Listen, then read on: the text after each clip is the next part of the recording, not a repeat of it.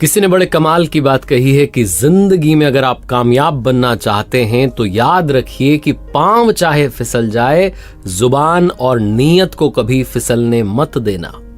नमस्ते दोस्तों, मैं हूं आरजे कार्तिक। एक बड़ी छोटी सी कहानी एक महात्मा जी की, जो एक गांव से दूसरे गांव में जाते थे प्रवचन देने के लिए।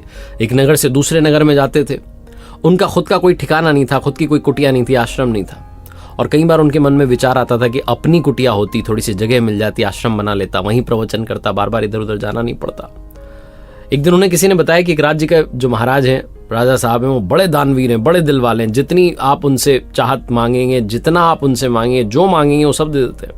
उनके बारे में बहुत किस्से प्रसिद्ध हैं। तो अपने मन में ये चाहत लेकर के कि थोड़ी सी जगह मिल जाएगी, कुटिया बना लूंगा, महात्मा जी वहां पहुंच गए।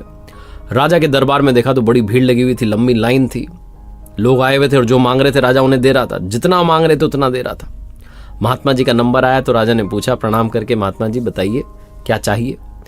तो महात्मा जी ने कहा कि राजन, हमें रहने के लिए कुटिया बनानी है, थोड़ी जगह चाहिए। तो राजा ने जो अगला सवाल किया, सारा गेम वहां से पलट गया। राजा ने पूछा कि महात्मा जी कितनी जगह चाहिए।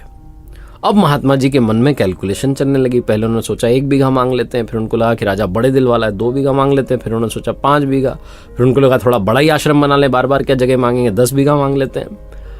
और वो सोच ही रहे थे कि राजा ने फिर से पूछा कि महात्मा जी बताइए ना कितनी जगह चाहिए।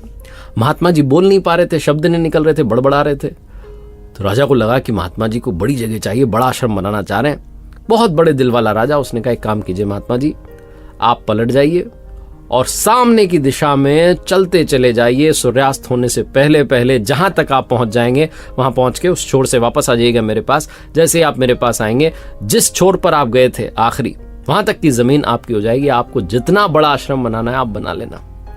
महात्मा जी की खुशी का ठिकाना नहीं था। उन्होंने कहा क्या बात है, राजा ने तो कमाल ही कर दिया। महात्मा जी ने चलना शुरू किया सामने की दिशा में।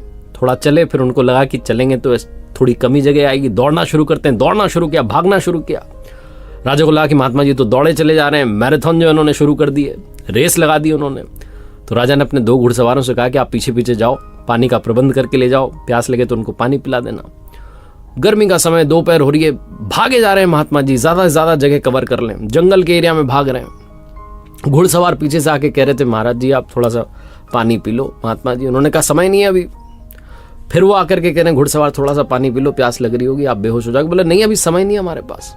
जंगल के एरिया में निकले तो वहां एक झील थी। महात्मा जी को लगा झील भी अपने आश्रम में आनी चाहिए। झील के चक्कर लगाने लगे, ज्यादा से ज्यादा एरिया कवर हो जाए, दौड़े चले जा रहे हैं। फिर उन्हें एक शर्त याद आई कि वो शाम होने से पहले पहले पहुंचना भी था। देखा कि सूर्यास्त होने का समय आया था। अब वापस राजा की तरफ दौड़ना शुरू किया, भागे चले जा रहे हैं। सूरज ढलने से पहले पहले उसके दरबार में पहुंच भी गए, उसके सिंहासन के सामने पहुंच भी गए, लेकिन वहां जाकर के गिर पड़े और ऐसे गिरे कि दोबारा नहीं उठे। महात्मा जी हमेशा के लिए चले गए। ये कहानी महात्मा जी की नहीं है, ये कहानी आपकी, हमारी। हम में से बहुत सारे लोग दौड़े चले जा रहे हैं, भागे चले जा रहे हैं, पता नहीं हमें और क्या क्या चाहिए। ये जो और चाहिए कि तृष्णा है, इसमें हम भूल गए हैं कि जिंदगी सिर्फ दौड़ने भागने का नहीं बल्कि जीने का नाम है। ये छोटी सी कहानी यही सिखाती है कि इस विकार से जिसका नाम तृष्णा है, जिसमें और चाहिए, इससे बचना शुरू कीजिए। एक बार फिर से वही बात जो हमेशा आपसे कहता हूं, कर दिखाओ कुछ ऐसा कि दुनिया करना चाहे आपके जैसा।